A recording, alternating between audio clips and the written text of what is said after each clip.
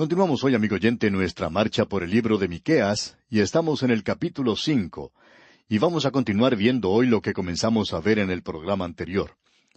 Debemos regresar un poquito a ver lo que vimos antes para unir esto con nuestro programa anterior y tener una mejor idea de lo que está ocurriendo aquí.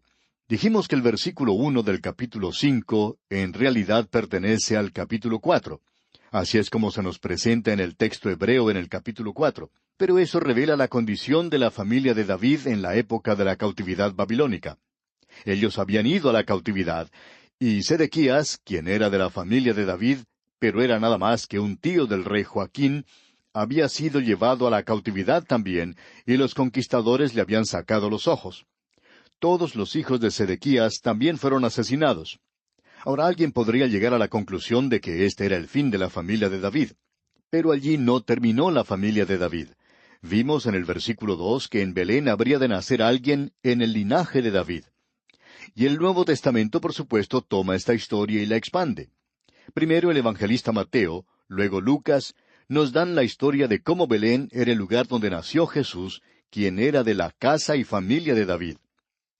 Ahora leamos otra vez el versículo 2 de este capítulo 5 de Miqueas, que dice: «Pero tú, Belén Efrata, pequeña para estar entre las familias de Judá, de ti me saldrá el que será Señor en Israel, y sus salidas son desde el principio, desde los días de la eternidad». Queremos recorrer algo del terreno que no cubrimos en el programa anterior. El lugar donde Jesús debía nacer era Belén. Y al mirar hacia atrás lo vemos como historia.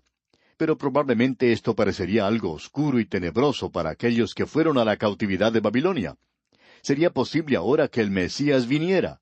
Así es que Miqueas, hablando dentro de ese marco, dice: sí, Él nacerá en Belén. Y ese es el lugar. No hay nada fuera de lo común en cuanto a eso. Pero el hecho de que Cristo naciera allí, y las circunstancias que llevaron a su nacimiento en la ciudad de Belén, que son cosas muy conocidas para nosotros, nos muestran algo que es destacado, considerando lo que había ocurrido en los años intermedios desde el tiempo de la cautividad babilónica por 500 años. ¿Cómo era posible que alguien naciera allí? Bueno, si ese pequeño asno en el cual montaba María, de Nazaret a Belén, hubiera tropezado y María hubiera caído, Jesús probablemente hubiera nacido en algún lugar a lo largo del camino. Pero vamos a decir algo con mucho cuidado, amigo oyente. Y es que ese pequeño asno no podía haber tropezado. En realidad, esa era la forma de viajar más segura que ella podría haber tomado, porque ese pequeño asno no podía tropezar. Ahora esperamos que esto no lleve a nadie a tomar un punto de vista fanático en cuanto a viajar. Cierto hombre que sabía que al doctor Magee no le gustaba viajar en avión, en cierta ocasión, cuando se enteró que él iba a hacer un viaje, utilizando este medio de transporte, se le acercó y le dijo: «Hermano, yo no quiero que usted se preocupe en cuanto a este vuelo. No quiero que usted se preocupe porque yo he orado y quiero que usted sepa que el Señor me ha mostrado que ese avión no podrá caer». Bueno, el doctor Magee no prestó mucha atención a algo así, sino que lo dejó de lado como una tontería.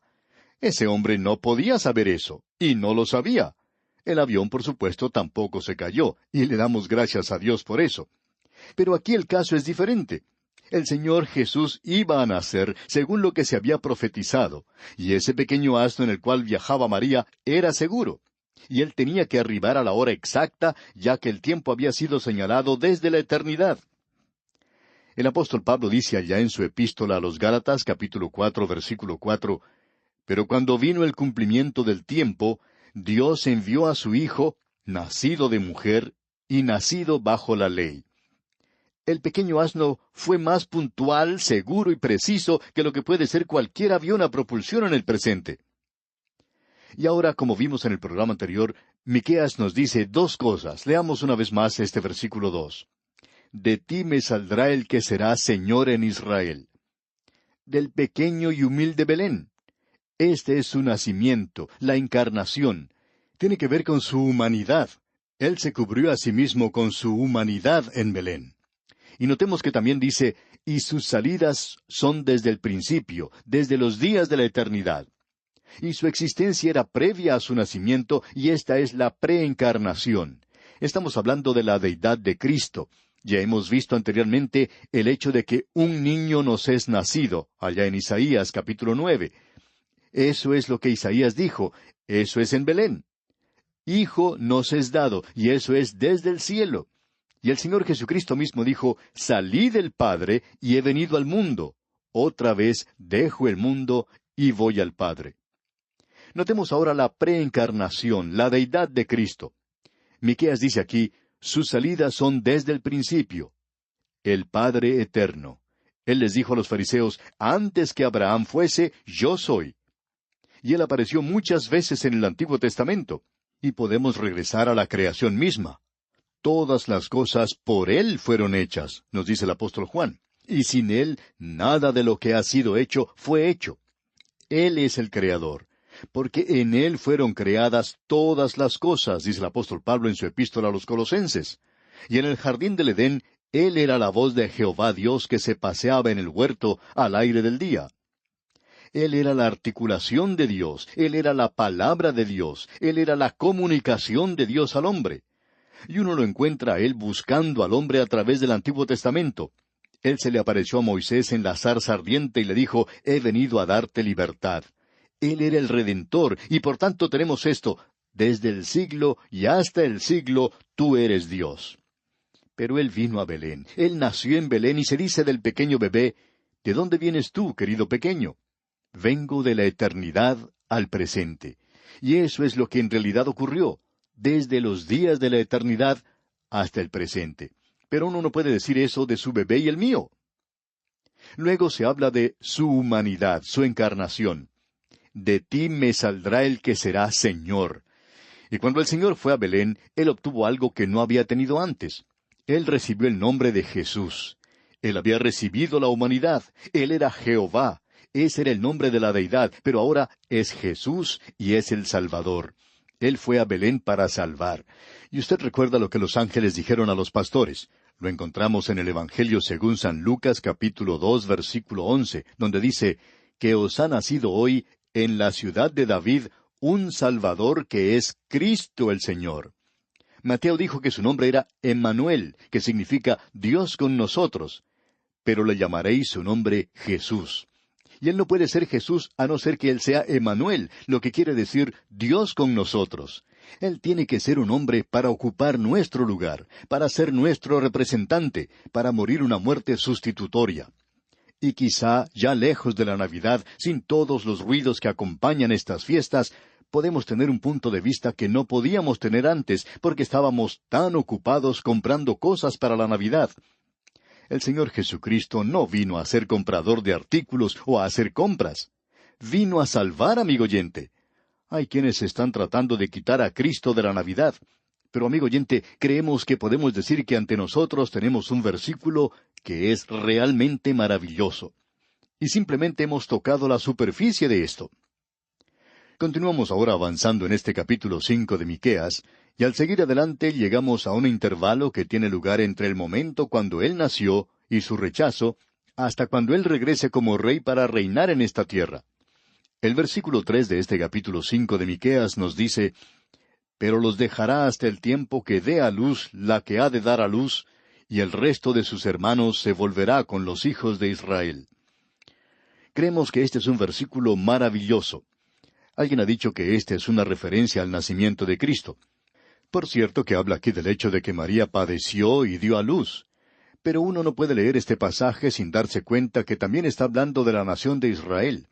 Y habla no sólo de su dispersión mundial, la cual les sobrevino por el juicio de Dios, sino de que ellos van a ser reunidos otra vez. Pero antes de ser reunidos, esa nación tiene que padecer dolores. Y ese padecimiento es el período de la gran tribulación por la cual deberán pasar ellos. Porque se nos dice aquí en el versículo 3, pero los dejará hasta el tiempo que dé a luz la que ha de dar a luz, y el resto de sus hermanos se volverá con los hijos de Israel. Y continúa en el versículo 4 diciendo, y él estará y apacentará con poder de Jehová, con grandeza del nombre de Jehová su Dios, y morarán seguros, porque ahora será engrandecido hasta los fines de la tierra. Él es presentado aquí como el pastor que los alimenta. Amigo oyente, Él es el pastor de la iglesia y Él también es el pastor de la nación de Israel. y Él es aquel que traerá a esta tierra lo que este mundo necesita. Uno habla de un regalo de Navidad. Bueno, cuando Él venga a esta tierra, entonces sí que traerá un regalo de Navidad. Y en el versículo 4 aquí vemos que Él es el pastor, aquel que fue rechazado, aquel que nació en Belén. Y Él va a alimentar a su rebaño. Y no podemos pensar de ninguna otra cosa más maravillosa que el hecho de que Él es el pastor de su rebaño. Recuerde que Él dijo que tenía otras ovejas que no eran de su rebaño, pero eran de esta manada. Y eso habla de su cuidado, de su protección y de su salvación. En realidad, Él es el buen pastor que da su vida por sus ovejas. Y Él es el gran pastor que cuida sus ovejas hoy. Eso lo tenemos allá en el Salmo 23. Y Él es el príncipe de los pastores que vendrá algún día. Y a propósito, todo su ministerio se presenta bajo el cargo de pastor. Y los gobernantes de Dios eran todos hombres que habían sido adiestrados como pastores, es decir, los principales. Moisés, por ejemplo, era un pastor antes que Dios le hiciera pastor de su pueblo. David era un pastor antes de llegar a ser el gran rey que fue. Ahora, ¿qué es lo que Él va a traer como ese gran regalo de Navidad? Bueno, vamos a tener que seguir leyendo. El versículo 5 de este capítulo 5 de Miqueas nos dice, «Y este será nuestra paz, cuando el asirio viniere a nuestra tierra, y cuando hollare nuestros palacios, entonces levantaremos contra él 7 pastores y 8 hombres principales». Hay varias cosas que se presentan aquí que debemos notar. Pensamos que el asirio, como vimos allá en el libro de Isaías, presenta o destaca al enemigo que vendrá en los días postreros. Creemos que deberíamos presentar esto en plural en lugar de singular. Cuando los asirios vinieren a nuestra tierra y cuando hollaren nuestros palacios. Ellos eran tan brutales, y fueron ellos los que tomaron el reino del norte y lo llevaron a la cautividad. Y aquí Miqueas dice que levantará 7 pastores y 8 hombres principales. Ahora no queremos entrar en las matemáticas, pero es interesante lo que uno descubre al estudiar la palabra de Dios, que a veces se le da énfasis a ciertos números en las Sagradas Escrituras, especialmente a estos dos. Por ejemplo, tenemos en el libro de Proverbios, en el capítulo 6, versículo 16, que dice, «6 cosas aborrece Jehová, y aun 7 abomina su alma». Es interesante notar cómo se ha desarrollado esto. También vemos que se utiliza en Eclesiastés, pero no podemos dedicar el tiempo para desarrollar este aspecto en particular aquí. Pero sí podemos notar que Dios los librará a ellos y será una liberación total. Quizá deberíamos leer en el libro de Eclesiastés allá en el capítulo 11, versículo 2, y ver lo que se nos dice por un momento.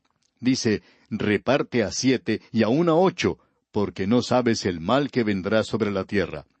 En otras palabras, esto señala que Dios ha provisto adecuadamente. Y creemos que ese es el pensamiento que se nos da aquí. Cuando venga el enemigo, Dios estará listo para cuidar de los suyos. Ahora notemos lo que dice el versículo 6 de este capítulo 5 de Miqueas.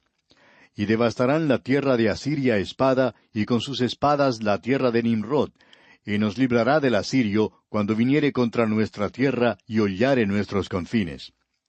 Como se puede apreciar, esto mira hacia el futuro, hacia aquel que es el pastor, aquel que nació en Belén. Él vino antes en humildad, y necesitamos notar eso que dice que Él se humilló a sí mismo. Nosotros no hacemos eso. A veces son las otras personas las que nos humillan. Pero Él se humilló a sí mismo. Y hubo un despojamiento de parte de Cristo, porque dice que Él se despojó a sí mismo. Ahora, ¿de qué se despojó Él? No fue de su deidad, porque ese pequeño bebé tan indefenso que reposaba en los brazos de su madre podía haber dicho una palabra que hubiera causado que este universo cesara de existir. Él es tan Dios como el mismo Dios, y Él es tan hombre como el mismo hombre. Pero Él se limitó a sí mismo, y esa es una limitación propia. Eso es aquello que Él hizo voluntariamente. Nosotros no nos limitamos a nosotros mismos voluntariamente, sino que al contrario, nos ensanchamos. Nosotros somos agresivos, queremos ganar, queremos estar en la cumbre. El hombre es egoísta, centrado en sí mismo. Pero Él es el pastor, Él vino a Belén. Esa no era una ciudad real, esa no era la capital. Él nació en un pesebre, y ese no es el lugar para que nazca un rey. Pero Él vino y se humilló a sí mismo. Él vino de esa manera. Y Él es el pastor. Él vino como pastor para morir por su pueblo. Él vino como pastor hoy para cuidar a sus ovejas, y Él vendrá otra vez como el príncipe de los pastores, pero esta vez lo hará en gran poder y gloria. Luego en el versículo 7 de este capítulo 5 de Miqueas, vemos que va a defender a los suyos. Él los va a proteger. Y allí este versículo 7 dice algo del remanente de Jacob, y ya hemos hablado de ese remanente anteriormente. Leamos el versículo 7. El remanente de Jacob será en medio de muchos pueblos como el rocío de Jehová, como las lluvias sobre la hierba, las cuales no esperan a varón, ni aguardan a hijos de hombres. Usted puede apreciar que Él no solo les protegerá, sino que les bendecirá. Y les dará fortaleza. Escuche lo que dice ahora el versículo 8. Asimismo el remanente de Jacob será entre las naciones, en medio de muchos pueblos, como el león entre las bestias de la selva, como el cachorro del león entre las manadas de las ovejas, el cual si pasare y hollare y arrebatare, no hay quien escape. Por cierto que esto no describe al pueblo de Israel en nuestro día. Israel ha estado en una situación precaria por muchos años. Pero Dios dice, haré que Israel sea la cabeza de las naciones y no la cola de las naciones. Lamentablemente no están en esa posición hoy, sino que están en el otro extremo. Ahora el versículo 9 dice, tu mano se alzará sobre tus enemigos, y todos tus adversarios serán destruidos. Él va a estar allí para darles victoria sobre sus enemigos. Y luego vemos que el versículo 10 comienza diciendo, acontecerá en aquel día, y en caso de que alguna milenarista haya regresado y esté tratando de aplicar esto a alguna otra cosa, Miqueas quiere que nosotros sepamos que esto es en aquel día. Y ese día mira hacia el futuro. Leamos ahora los versículos 10 y 11 juntos. Acontecerá en aquel día, dice Jehová, que haré matar tus caballos de en medio de ti, y haré destruir tus carros. Haré también destruir las ciudades de tu tierra, y arruinaré todas tus fortalezas. Ahora, ¿por qué hará él eso? Bueno, porque ellos no van a necesitar más de estos instrumentos de guerra. Él está trayendo la paz a la tierra. Y en el versículo 12 agrega, asimismo destruiré de tu mano las hechicerías, y no se hallarán en ti agoreros. Nos gustaría desarrollar esto un poco más, pero vamos a regresar a esto más adelante. Él va a librarse de la idolatría y de la religión falsa. Y en el versículo 13 dice, y haré destruir tus esculturas y tus imágenes de en medio de ti, y nunca más te inclinarás a la obra de tus manos. Ahora ellos van a adorar al Dios vivo y verdadero. Y en los dos últimos versículos, 14 y 15, leemos, arrancaré tus imágenes de acera de en medio de ti, y destruiré tus ciudades, y con ira y con furor haré venganza en las naciones que no obedecieron. Estamos hablando aquí definitivamente del período de la gran tribulación que vendrá, y esta es la bendición que vendrá a esta nación bajo el Mesías.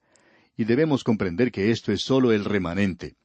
Y luego, el remanente de las otras naciones del mundo que se han vuelto a Él. Este capítulo que hemos visto hoy, amigo oyente, ha sido un capítulo glorioso, por cierto. Dios mediante, en nuestro próximo programa entraremos a estudiar el capítulo 6. Que Dios sea con usted en todo tiempo, es nuestra ferviente oración.